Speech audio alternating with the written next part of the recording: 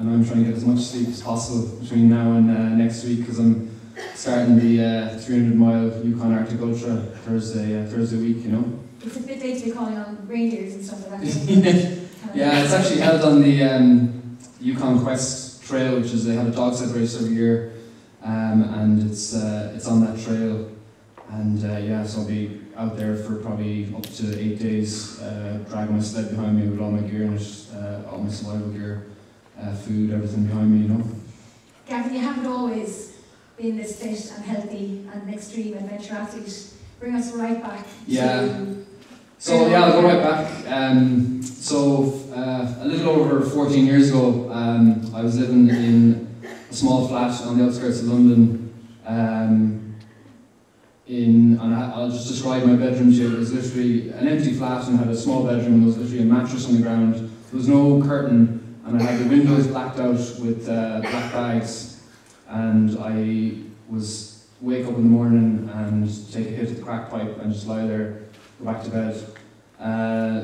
You know, I got into drinking and using drugs fairly young, and things spiraled quickly out of control until I had to actually leave Ireland because I was in that much trouble, and I was living in London. So it was a dark time, you know, and I used to have a mirror in the bathroom, you know, and it was all cracked because every time I used to go in, I used to headbutt it, you know, because I didn't like what I saw, you know. So, you know, obviously things have changed a lot. Like I came back to Ireland and ended up in a rehab down in Ennis, and I spent 6 weeks drying out and getting clean, and you know, slowly starting to kind of put my life back together from that point onwards, you know. But I never kind of had this epiphany that I wanted to change my life. I just wanted to get out of the trouble that I was in, you know, and I never knew that things were going to change like they did until now, you know. So when you were clean, you then head off to Australia. Yeah, so I got clean, and you know, I'll just, you know, share a bit more about that. I spent, you know, a couple of years in Galway, and that was a really hard time for me. Like about a month after I'd come out of rehab, I tried to kill myself. I tried to take an overdose of paracetamol and sleeping tablets, and I ended up in the psychiatric unit in Galway, you know. And that was probably my lowest point, you know, in my life, because I felt really cornered, you know. I stopped using, you know, I'd been stripped bare, you know, stopped using the drugs and the alcohol, and I was just left with myself, you know, and I couldn't deal with that, you know. And the main reason that I wanted to take my own life is the fact that I was gay, and I couldn't deal with that, you know. And like, you know, I know things have changed dramatically in Ireland, and especially in the last year, in regards to, you know, gay people. But you know, when I was growing up, I had no role models, and I didn't know anyone, I had nobody to talk to, you know. So it was a really tough time, and yeah, you know, things just got a lot better with a lot of help from a lot of people around Galway, you know, social services and other people that are clean from drugs as well, you know. And yeah, like I said, like you were saying there, after, you know, a long hard 2 years of, you know, just sort of, you know, putting one foot in front of the other, you know, like I never, you know, I didn't know how to drive. I dropped out of school, I didn't leave in certain, I had absolutely nothing, you know. Like I barely had a job up until the age of 21, you know, so it was about starting a whole new life, you know, and I started that in Galway, and then after 2 years, I went out to Australia, and then things got interesting, you know. I went into this course to do commercial diving, you know, and you know, I sort of went from there with that, yeah. So commercial diving, I mean, I didn't really understand what commercial diving was before I met Gavin on Saturday.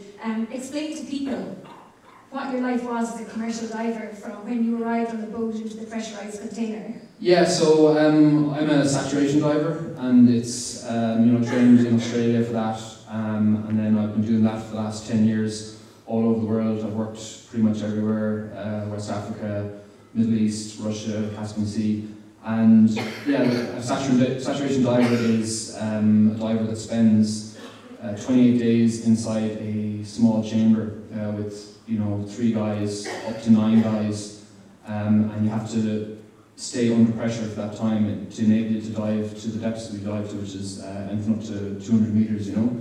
So yeah, we live in there, our food comes in there, we spend all our day in there, and then we go down in the diving bell to the bottom, out at the bottom of the ship, and then we go to work on the bottom, doing sort of like heavy construction, pipe fitting, rigging, hyperbaric welding, that sort of stuff, you know.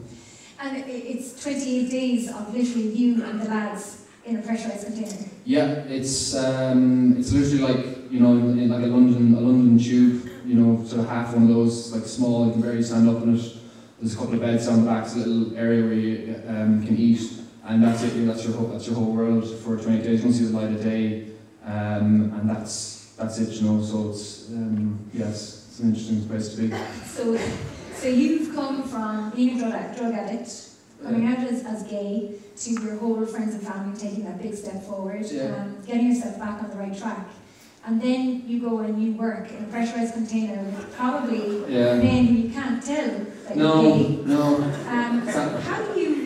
How did you deal with that? How do you go to work, wake up every day and go, I've stripped myself bare, I've gotten rid of everything, and yet I still have to put on a facade in a pressurised container as a deep sea diver? Yeah, I don't know. When I first did it, I used to, you know, make up the line that I had a girlfriend, and then just all that just spiraled out of control. You can't really Did you get married, have 5 kids as well?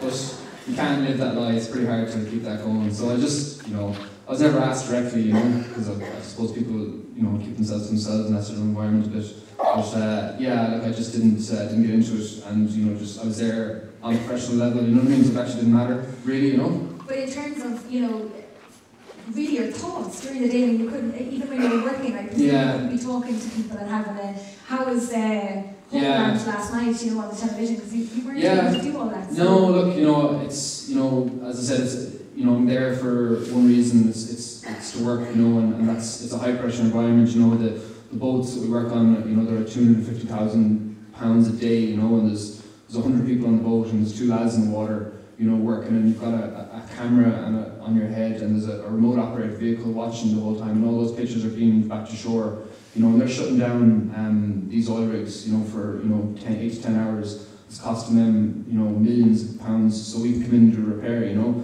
So if I'm faffing about trying to tie a knot, like, you know, it's seen, you know, so it's a super high pressure environment, but the way, I suppose, I don't know, I've dealt with it in, you know, I'm more in the moment in those situations, you know, I'm not thinking, you know, whenever I'm, you know, living my normal life, I have my mind, the back chatter of my mind going on. When I'm in that situation, like, I'm so in the moment, I'm so focused, that doesn't come into it, and I can be true to myself, you know, and I find that I react so much better in those sort of situations, you know.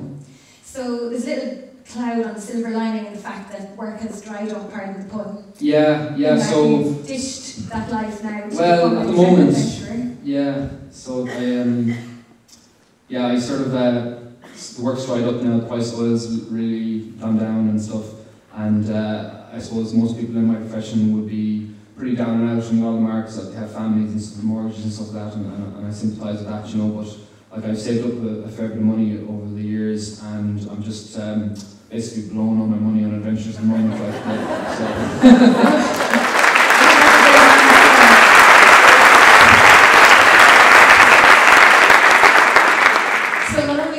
Already completed 330 miles self-sufficient ultra run. You've also attempted, you're the first Irishman, the first Galway man, to attempt to climb the 10th highest peak, Annapurna. And you told me the other day that for every 3 climbers that go up that peak, only 2 come back. No, is it 3? 3 go up. 33 to climb it, 1 dies trying, you know. So I was there in November, December, tried to climb that, and we got shut down by the weather, and it was unfortunate, you know. But, you know, I took the chance because I wanted to, you know, experience the place and have a go at it, you know, but it didn't bother me that we didn't do it, you know. It was more important to be safe and come back home, you know. And the training for these ultra races you're heading off to Canada for tomorrow, we won't keep you up too late now, we're already finished, I'm going to bed nice and early. What sort of preparation have you done for that? I go out and drag a tyre around a lot, you know, so yeah, it's pretty silly, like, you know. I think we should get him doing Tough Mudder. I think we could get him to that crew later on this year. I go out and drag a tyre, but I mean, I've seen the pictures on Facebook. What weight is the sled? The sled weighs about 20 kg, but it glides better on the snow, you know. A tyre, like, is a lot more resistant, so, I mean, a tyre weighs 7 kilos, so I can put 1 or 2 on and it mimics it, you know. So you drag that across the full 300 miles? Yeah, so like one of the sessions I did there a couple of weeks ago, I went up to the Greenway, and I went out and back on the Greenway. The Greenway is 42k, so 80k, so from Westport out to Ackland back in 10 hours, you know. So yeah, I did that, and I do, like, you know, I've gone off and done 2 or 3 days traverse, like all the way up to on the Western Way, do the whole Western Way, like in one go, you know. You know, so just, I suppose for me, my sort of training is very hard to mimic, you know, that sort of environment. Obviously it's going to be minus 20 out there, and it's very hard to mimic the distances, you know. So you know, those sort of races, it's more mental than anything than actual physical. If you can do 100 miles, you can do 300 miles, you know, it just doesn't really matter at that stage. So what motivates you to get up in the morning and to set yourself these huge goals to complete? Because I know you're planning to row the Atlantic later on. Yeah, just for fun. Yeah, I just spent 50,000 on a boat. It's coming, you know, I'm going to my arse by the end of the year, but I don't really care. So he's going to be on the bones of his arse car by the end of the year. Literally. I'll just tell you a quick story. You know, my dad nearly died this year. He was very ill, and he's 80, and he'd almost given up. You know, I was sitting by him in bed, and he said, like, I'm going to die. You know, and I didn't know what to say to him. You know, but he didn't die. You know, and a lot of people said, you know, isn't it great? You know, he pulled through. He's got such resilience and such, you know, determination. And I totally agree with that as well. You know, but I saw his mind. He had given up. You know, but his body didn't give up. You know, it was life. You know. Life wants to live, you know, and that's an undeniable fact, you know. So for me, you know, I know there's so much talk about, like, goal setting and mindset and all that, you know, but a lot of the time, like, it's about being mindless for me, because my body knows what to do, you know, like, my heart beats, my organs work, there's no input from me, like, you know. So a lot of the time when I get out training, I feel like I'm just conditioning my body to go out and do these races in whatever way I can, and for me, a lot of times it's about me getting out of the way, you know. So when I go to the Yukon tomorrow, you know, my body knows what to do, like, you know what I mean? Like, my mind just has to stay hungry and stay relentless, and my body's just going to do the rest, you know, like, and it doesn't require a hell of a lot of input from me, really. And, which is amazing, very fearless kind of attitude. Now, big explorer Henry Worsley died at the end, hero of mine, I was following him. You know, how do you kind of come to terms with the fact that he went out to complete this, but died in the process? It was very sad that he passed away, you know, very close to his goal, and, you know, he reached the brink of his physical endurance, you know. Yeah, I suppose for me, I like to think that I know my body, but, you know, ultimately you don't know what's going to happen out there, you know, but it's about trying to take the chance and pushing yourself, and, you know, knowing when to, you know, say, right, I've had enough, I can't go on, you know. So he did do that, but unfortunately he died from an infection a couple of days afterwards, you know. So look, these are the chances we take, you know, and it's just part of going out there, you know. That's the reality.